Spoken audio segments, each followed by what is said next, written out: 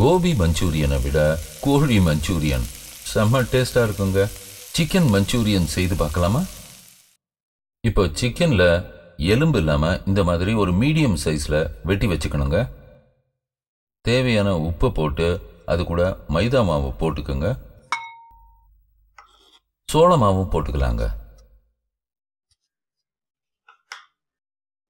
நீங்க விருப்பப்பட்டா சிறிது அளவு அஜினமோட்டோ போட்டுக்கலாங்க. ஒரு முட்டையை உடைச்சு சேர்த்துக்குங்க. இதுவும் நல்லா ஒன்னோட ஒன்று சேர்ற அளவுக்கு மிக்ஸ் பண்ணிக்கோங்க. இந்த மாதிரி மிக்ஸ் பண்ணணுங்க. இதை நம்ம பொரிச்சு எடுத்துக்க போறோங்க. இதை மீடியம் ஃப்ளேமில் ஃப்ரை பண்ணி எடுத்துக்கணுங்க. சிக்கன் நல்லா பொன்னிறமாக ஃப்ரை ஆயிடுச்சுங்க. ஃப்ரை ஆன சிக்கனை எடுத்து வச்சுட்டு அடுத்ததாக சாஸ் செய்யணுங்க. சாஸ் செய்யறதுக்கு ஃப்ரை பேனில் எண்ணெய் சூடான உடனே வெங்காயத்தை போடுங்க. இந்த வெங்காயம் ரொம்ப ஃப்ரை ஆகணும்னு அவசியம் இல்லைங்க. லேசாக வதங்கினா போதும். இப்போ இஞ்சி பூண்டு விழுதை சேர்த்து இஞ்சி பூண்டோட பச்சை வாடை போகிற வரைக்கும் வதக்கணுங்க.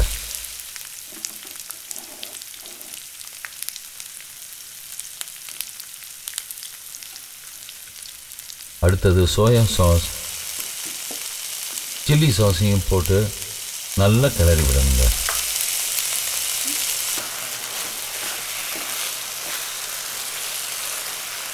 கிளறி விட்ட பிறகு கொஞ்சம் வினிகரும் சேர்த்துக்கணுங்க.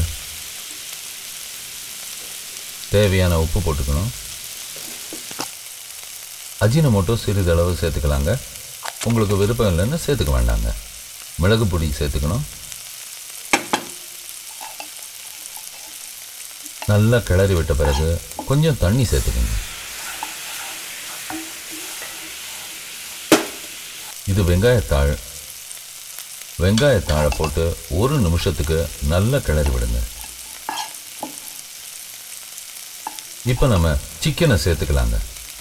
சிக்கனை சேர்த்து நல்லா கிளறி விடுங்க. டாஸ் பண்ணி விடுங்க.